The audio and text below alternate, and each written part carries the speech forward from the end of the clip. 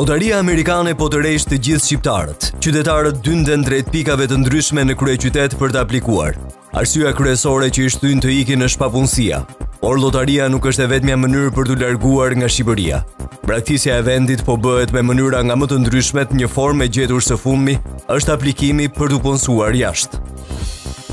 Kreu i qeverisë Edi Rama sulmonash për autoritetin kombëtar të ushqimit. Duke e konsideruar AKU si një vatër korrupsioni, Rama u ka kërkuar drejtorëve të lënë menjëherë detyrën. Shkak për ultimatumin e kryeministrit është bërë degradimi i këtij institucioni etik, punonjësit e të cilit u kanë nxirr jetën sipërmarrësve duke i terrorizuar me gjovënie. Tensionohet situata diplomatike mes Turqisë dhe SBA-ve. Çështja Gülen ka trazuar raportet mes dy vendeve duke bërë që palët të marrin vendimin për pezullimin e vizave. Fillimisht selia diplomatike e SBA-ve në Ankara tha se do të pezullonte vizat, ndërkohë që nuk vonoi kundër përgjigja Erdogan. Përshëndetje, ju njohim më gjithësisht me lajmet. Lotaria amerikane, ajo që ofron mundësinë e artë, është kthyer në një magnet të rreqës për të gjithë shqiptarët. Qytetarët dynden drejt pikave të ndryshme të kryeqytetit për të aplikuar për lotarinë amerikane. Të intervistuar nga gazetaria Julia Bardhushi, ata rrëfejnë për Tv arsyet kryesore se pse duan të ikin në Amerikë.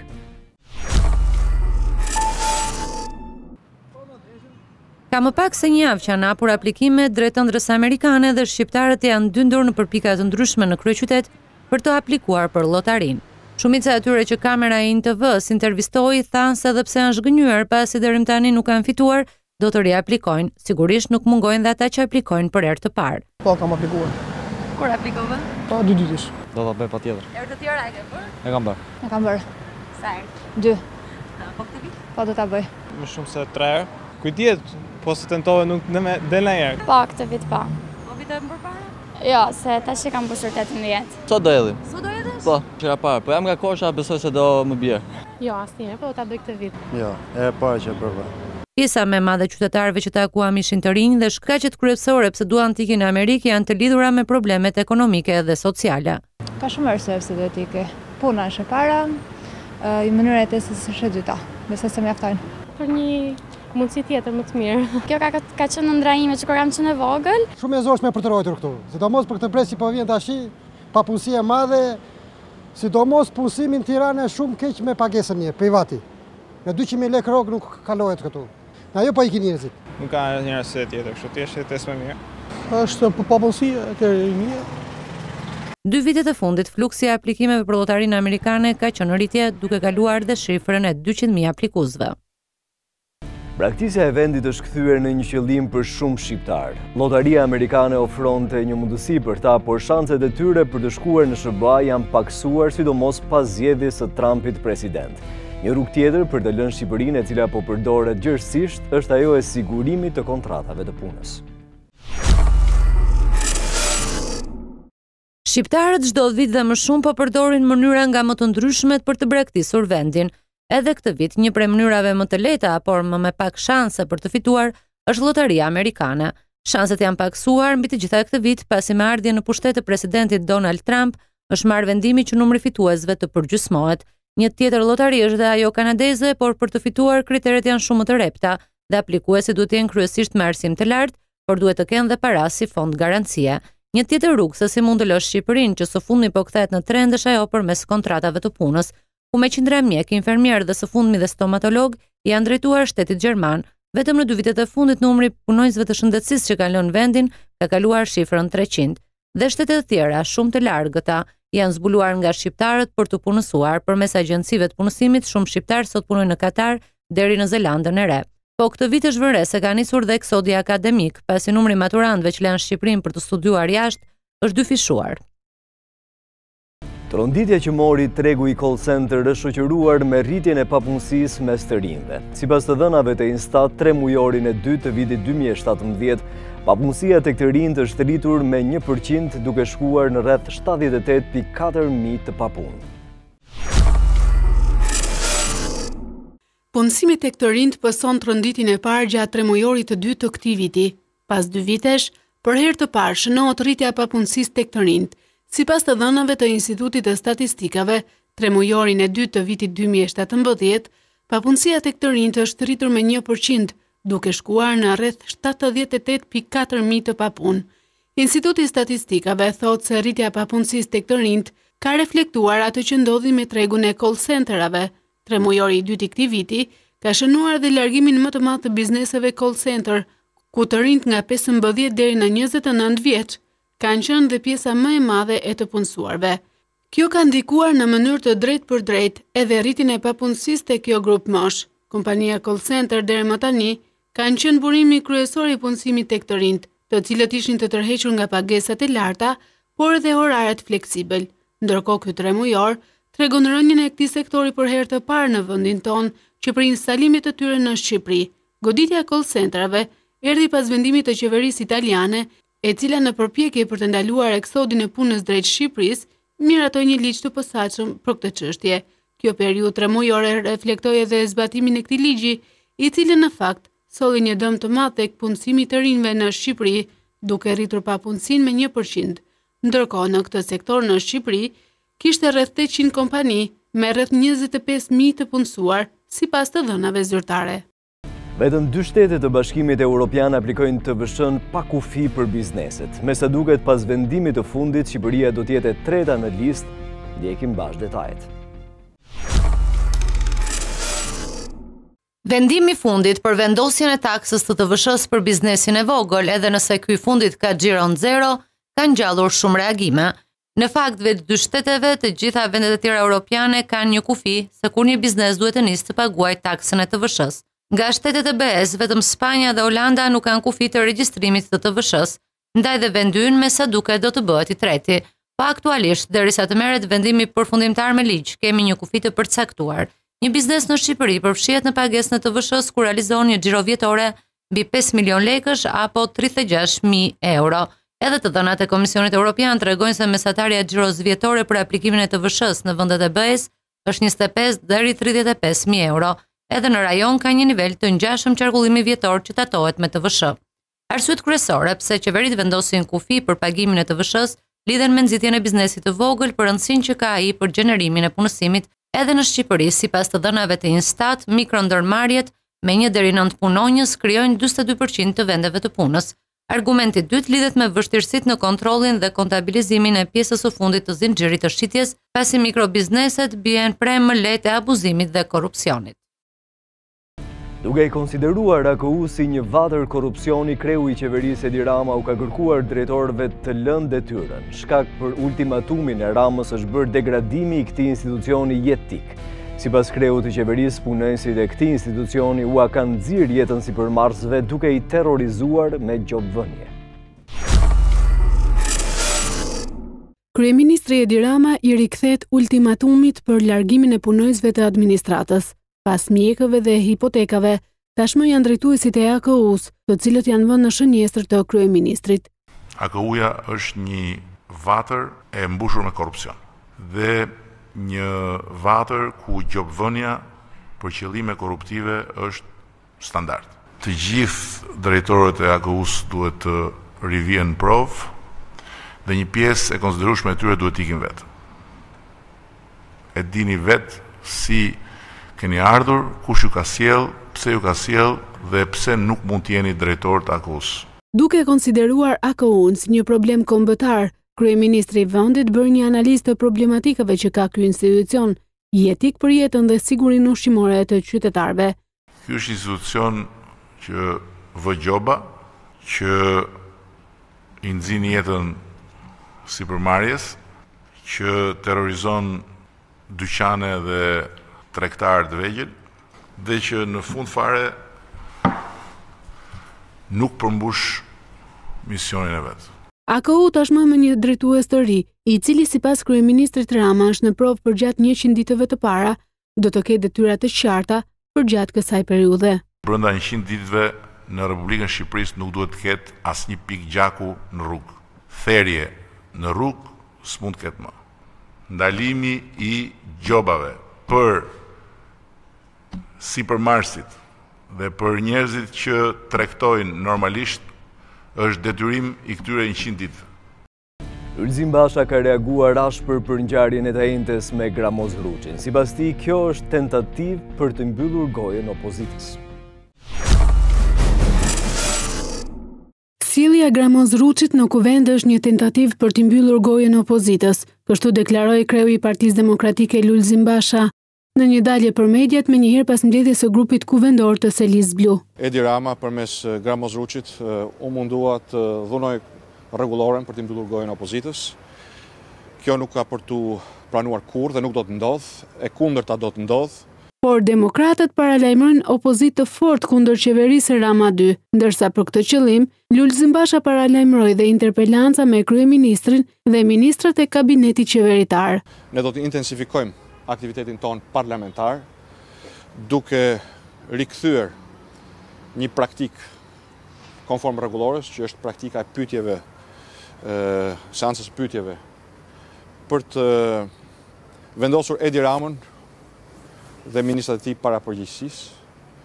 Demokratët akuzojnë Edi Ramën se erdhi në pushtet me krimin dhe ndaj rëndësitë të posaçme në këtë moment merr realizimi i reformës zgjedhore. Shumica e shqiptarëve duan të largohen nga ky vend dhe themeli i kësaj të keqe është një qeveri që nuk vjen nga zgjedhjet. Pa rregulluar këtë themel, asgjë tjetër nuk do të shkojë mirë në shtëpinë tonë përbashkët që është Shqipëria. Autoriteti rrugor shqiptar paralajmëron bizneset që do mos vendosin tabela reklamuese në autostradë. Çdo biznes që do të ndërmarrë një veprim të tillë do të ndiqet penalisht. Me këto dhe të tjera informacione nga vendi u njeh bloku i lajmeve në vip.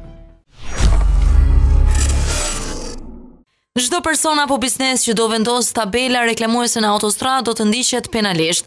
Ky ka qenë paralajmërimi që ka bërë kreu i autoritetit rrugor shqiptar Afrim Qendro, ARSH dhe IKMT. Prej disa ditësh vazhdojnë aksionin e heqjeve të tabelave reklamuese, të cilat tërheqin vëmendjen e drejtuesve dhe bëhen burim aksidenti. Deri tani dy akse të cilat janë pastruar janë Tiranë-Durrës dhe Shkozet-Plepa. Një nga 8 personat e arrestuar në Malajzi për terrorizëm rezulton se është një shtetas shqiptar. Informacionin e kanë konfirmuar dhe autoritetet shqiptare, të cilat deklarojnë se i arrestuari është 35 vjeçari Klodian Zaimaj nga Cëriku. Sipas policisë, 35 vjeçari është arsimuar dhe jeton prej vitesh në Malajzi. Sipas mediave vendase, 8 të arrestuarit dyshohen se kishin komunikim me ISIS.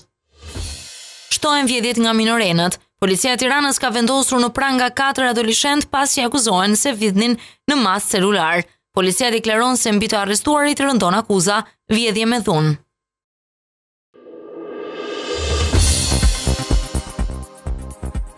Shtohen akuzat mes partive politike në javën e fundit të fushatës për zgjedhjet lokale në Maqedoni. Krijesat të tjera manitse që jetojnë në botën nënujore do të zbulohen për herë të parë në një dokumentar të realizuar nga BBC. Shtohen akuzat mes partive politike në javën e fundit të fushatës për zgjedhjet lokale në Maqedoni. Socialdemokratët dhe Partia Shqiptare Besa kanë shkëmbyer një sër akuzash. Anketat shpallin fitues partinë e Nikola Gruevskit. Fushata për zgjedhjet lokale në Maqedoni ka hyrë në javën e fundit. Tensionet mes partive politike janë shtuar, ashtu si dhe dozat e akuzave ndaj njëra tjetrës. Partia kryesore e qeverisë e Maqedonisë, LSDM, e kryesuar nga Zoran Zaev dhe Partia Shqiptare Besa kanë shkëmbyer një sër akuzash dhe paralajmërimesh reciproke. Mosmarrveshja shpërtheu pasi socialdemokratët vendosën të mbështesnin haptazi rivalet e Besës, Bashkimin Demokratik për Integrim BDI, në zgjedhjet lokale të 15 tetorit. Gjatë kësaj fushate, programin zgjedhor para elektoratit e prezantojnë kandidatët e partive të ndryshme politike, të cilët janë futur në garën zgjedhore. Ndërkohë në media janë publikuar rezultatet e sondazheve paraprake të fituesve për zgjedhjet lokale. Kështu sipas Institutit Dimitria Çupovski, partia Nikola Gruevskit ka marrë 38.6% të votave pas anketimit të bërë te qytetarët se kë forcë politike shohin ata si fitues. Partia që kryeson Zoran Zaev mbështetet me 21.8% dhe BDI-ja sipas anketës ka 4.2% të votave. Tensionohet sërish situata mes Turqisë dhe SBA-ve. Çështja Gülen ka trazuar raportet mes dy vendeve duke bërë që palët të marrin vendimin për pezullimin e vizave. Fillimisht selia diplomatike e SBA-ve në Ankara tha se do të pezullonte vizat, ndërkohë që nuk vonoi kundër përgjigje Erdogan. Gülen vijon të trezojë raportet mes Washingtonit dhe Ankaras. Të dyja shtetet janë përfshirë një zëng diplomatike, e cila nuk kursenes vizat. Një ditë më parë, misioni diplomatik i Shteteve të Bashkuara të Amerikës në Ankara u shpreh se do të pezullojë të gjitha shërbimet e vizave si një mënyrë që Turqia të reflektojë sa i përket sigurisë, por nuk vonon as hakmarrja e Turqisë, e cila ju përgjigj duke pezulluar të gjithë shërbimin e vizave. Washingtoni e dënoi lëvizjen duke u shprehur se hapa të tillë dëmtojnë raportet bilaterale. Tensionet mes dy shteteve janë përshkallëzuar duke nisur nga grushti i shtetit i vitit 2016, ku Ankaraja fajson klerikun Gülen si ideator të saj, duke kërkuar nga SBA ekstradimin e tij. Pavarësisht deklaratave të presidentit Donald Trump se vendet janë më afër njëra tjetrës, duket se homologu turk Erdogan nuk fal askënd kur bëhet fjalë për armikun e tij të përbetuar Fethullah Gülen. Berlusconi surprizon mikun e tij, presidentin Vladimir Putin, duke i dërguar dhuratë për ditëlindje një mbulesë krevati. Në të janë stampuar imazhet e të dy miqve. Për më shumë informacion, ju ftojmë të ndiqni blogun e lajmeve shkurt nga bota. Padyshim që presidenti rus Vladimir Putin është një person i vështirë, por me sa duket ish kryeministri italian Berlusconi disi ta surprizoi. Një mbulesë krevati ku janë stampuar dy imazhet e tyre, është kjo dhurata që Berlusconi kishte rezervuar për mikun e tij rus. Duket se kjo është një akmarrje e vogël, pasi vetë Putin i ka dhuruar Don Juanit italian një krevat ku ai ka fjetur me një prostitut. Donse Trump së shpejti mbush një vit që kur u zgjodh presidenti SBA-s, ai ende shihet si një kërcënim. Një deklaratë as pak të zakont ka dhënë senatori amerikan Corker, i cili është shprehur se manjati po e çon vendin drejt luftës së tretë botërore. Dikur një përkrahas i Trump, ndërsa sot raporti mes tyre ka kaluar në akuza të ndërsjellta. Të gjithë e njohim diktatorin e Koresë së Veriut, Kim Jong-un, por vetë lideri tashmë vendosën ta prezantojë me motrën e tij, Kim Jo-jong, të cilën e promovoi gjatë kremtimit kushtuar babait të tij. Jo-jong njihet si kreu i djathtë i vëllait të saj, sidomos në kohën kur lideri është ndruar në një nga personazhet më të përfolur në media.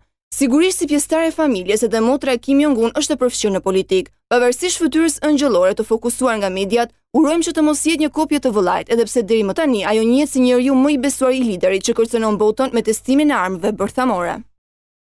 Situata e tensionuar në Spanjë ka ngritur në këmbë spanjollët që jetojnë në Francë. Para ambasadës së tyre, ata kanë tubuar me flamuj spanjoll në mbrojtje të unitetit të vendit të tyre.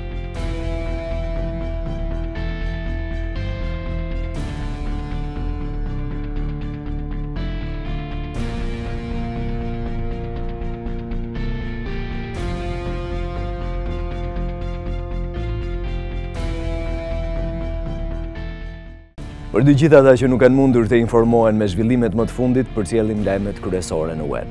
Indivi.al, u nisëm për t'u bërë përshtypje femrave përfundua në duart e policisë.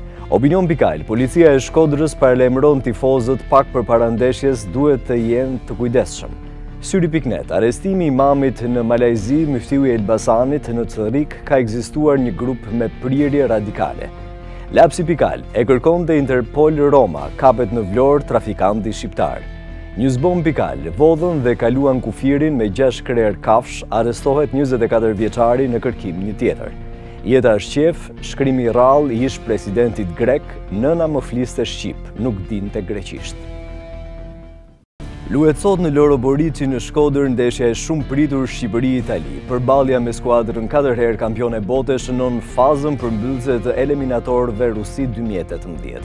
Rikthimi i Mavrajt dhe Roshit pritet të ndryshojë dhe formacionin e kombëtarës. Shqipëria do të luajë sot në orën 20:45 minuta në stadiumin Loro Borici të Shkodrës, sfidën përmbyllëse të eliminatorëve të kampionatit botror Rusi 2018 kundër Italisë. Panucci pritet të luajë hapur përballë 4 herë kampionëve të botës. Ndryshe nga përballja me Spanjën, ku ishte i kushtëzuar nga mungesat dhe pezullimet, rikthimi i Mavrajt, Roshit dhe Agollit pritet të ndryshojë dhe modulin e Cristian Panucci't. Trajneri i Kuqezi pritet të jetë në fushë nga minuta e parë portieri Berisha. Gardiani i Kuqezi duket të jetë i preferuar i Panucci't dhe në port nuk pritet të ketë ndryshime. Në mbrojtje ndryshe nga përballja me Spanjën, dyshën e qendrës pritet ta formojë Mavraj dhe Ajeti, të ndihmuar nga kapiteni Agolli në të majt, të hysej në të djathtë. Mes fusha pritet të përbëhet nga 5 lojtar, Kaçe, Basha dhe Memusha në qendër, dhe Roshi e Grizda nga krahët pritet të ndihmojnë sulmuesin e vetëm Sadikun, i cili u aktivizua në 45 minutat e dyta përballë Spanjës, duke goditur edhe shtyllën. Ndërsa Italia do të zbresë në fushë me një formacion sulmues për të synuar pikët e plota për të qenë në vazhun e parë të play-offit. Skuadra e Gjermanisë fiton 10 ndeshjet e grupit të eliminatorëve të botërorit Rusi 2018 duke shënuar një rekord absolut. Gjermania fitoi 5-1 kundër Azerbajxhanit, ku siguroi fitoren e 10 në grupin C, duke grumbulluar 30 pikë. Janë luajtur dje ndeshjet e fundit të fazës në grupe, ku Gjermania, kampionët e botës në fuqi, e mbyllën grupin me pikë të plota. asnjë ekip nuk arriti të fitojë të 10 ndeshjet e grupit përveç yjeve të Jakim Lau. Gjermania fitoi 5-1 kundër Azerbajxhanit, ku siguroi fitoren e 10 në grupin C duke grumbulluar 30 pikë. Në grupin E, Polonia ka arritur të sigurojë kualifikimin direkt, pasi mposhti me rezultatin 4-2 Malinezi në një takim të çmendur, ku shënuan 4 gola në 10 minutat e fundit. Danimarka nuk shkoi më tepër se një barazim 1-1 ndaj Rumanisë, por do të mjaftohet me play-offin e siguruar falë renditjes në vendin e dytë në grup. Në grupin F, Anglia kishte siguruar kualifikimin më herët, por mori sërish një fitore minimale në transfertën lituaneze, me golin e shënuar nga Harry Kane, që mbante shiritin e kapitenit. Në këtë grup kishte një garë në distancë nga Slovakia dhe Skocia për vendin e dytë. Skocezët e mbyllën ndeshjen me barazim 2-2, duke dorëzuar vendin e dytë tek Slovakia. Edhe pse të duket absurde, disa nëna nuk e ndalojnë duampirjen edhe gjatë shtatzanisë, por ja cilat janë rreziqet që ato ju sjellin fëmijëve të tyre. Qendra e kontrollit për parandalimin e sëmundjeve deklaron se rreth 55% e nënave konsumojnë duhan dhe gjatë shtatzanisë, edhe pse shpesh herë specialistët këshillojnë që pirja e duhanit dëmton nënën dhe fëmijën, duke sjellë lindje të parakohshme dhe defekte gjatë lindjes. Një studim i fundit ka zbuluar se dëmet e duhanit shkojnë më larg se kaq. Nënat që pinë duhan gjatë shtatzanisë rrezikojnë të sillin fëmijës një paralizë cerebrale. Kjo sëmundje, sipas studiuesve, sjell një çrregullim në lëvizje dhe ekuilibrim të fëmijës. Sëmundja mund të shfaqet para lindjes, por dhe gjatë viteve të para të jetës së fëmijës. Udhëheqësi i këtij studimi, Dr. Hugh Chen, këshillon që nënat nuk duhet të konsumojnë duhan për të mos dëmtuar fëmijën, dhe e mira është që para se të mbesin shtatzën, duan të kenë të paktën 3 muaj pa e konsumuar. Gjithashtu ai paralajmëron femrat se konsumimi i duhanit ndikon në shëndetin e vezëve, duke ndikuar në mënyrë të drejtë dhe në lindjen e një fëmije jo të shëndetshëm. Zbulohen krijesa të tjera mahnitëse që jetojnë në botën nënujore. Një dokumentar i realizuar nga BBC do të shfaq për publikun e gjerë zbulimet e bëra nën ujë. Do të shihni aty oktapodët e veçantë, yjet, molusjet e deri tek dragonjtë e detit. Bota nënujore është një mjedis që ende nuk është eksploruar plotësisht. Ende nuk dihet numri i krijesave dhe llojet e krijesave që mund të jetojnë në të. E këtë gjë vërteton më së miri studimi i fundit i BBC-s. Një ulëmtim 4 vjeçar të ekipit të BBC-s ka zbuluar krijesa të tjera mahnitëse. Zbulimet janë nga oktapodët e veçantë, yjet, molusqet e deri tek dragonjtë e detit. Nëse kandili që ne njohim është me ngjyrë të bardhë, në këtë studim zbulohet se ata kanë dhe ngjyra të ndezura. Ekipet e filmimit kanë përdorur kamerat HD për të dhënë imazhin e plotë të krijesave të detit. Producenti ekzekutiv i këtij studimi, James Honeyborn, ka deklaruar se oqeani është një vend tepër emocionues dhe se zbulimet e reja shkencore i kanë dhënë një perspektivë të re i jetës nën val. Studimi i ri pritet të transmetohet përgjatë 2018-s nga BBC. Në rubrikën In Topi kënjoj me vlerat e rukolës, një barishte me dhunti të shumta për shëndetin. Me shumë vitamina, minerale dhe ushqyes, rukola është ndër të paktat që mbështetet tek të gjithë sistemet e organizmit.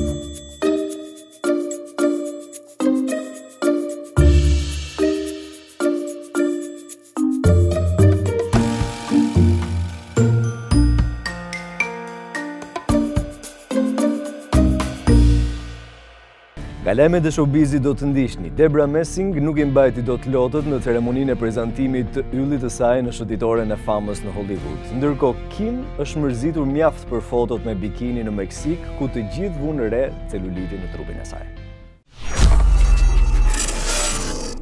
Debra Messing nuk i mbajti dot lotët në ceremoninë e prezantimit të yllit të saj në shëtitoren e famës në Hollywood. Aktoreja e nominuar 6 herë në çmimet Emmy për performancën e saj në serialin Will and Grace arriti ta rrëmbej më në fund në 2300 trofenë e shumë lakmuar.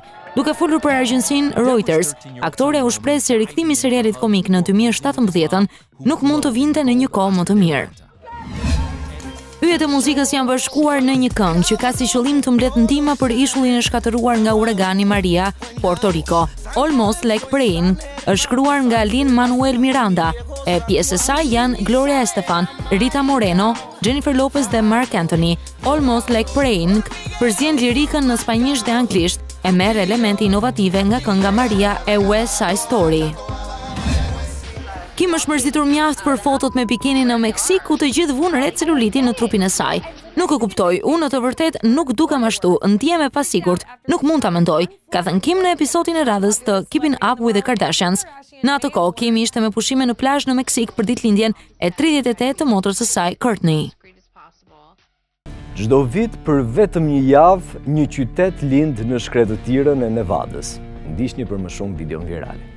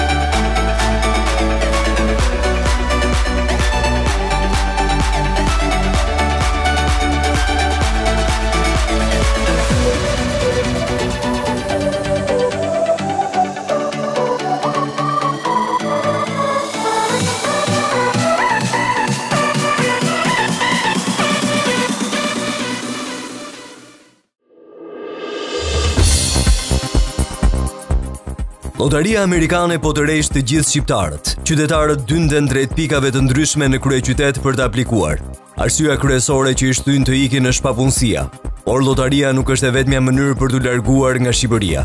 Braktisja e vendit po bëhet me mënyra nga më të ndryshmet, një formë e gjetur së fundmi është aplikimi për të punësuar jashtë.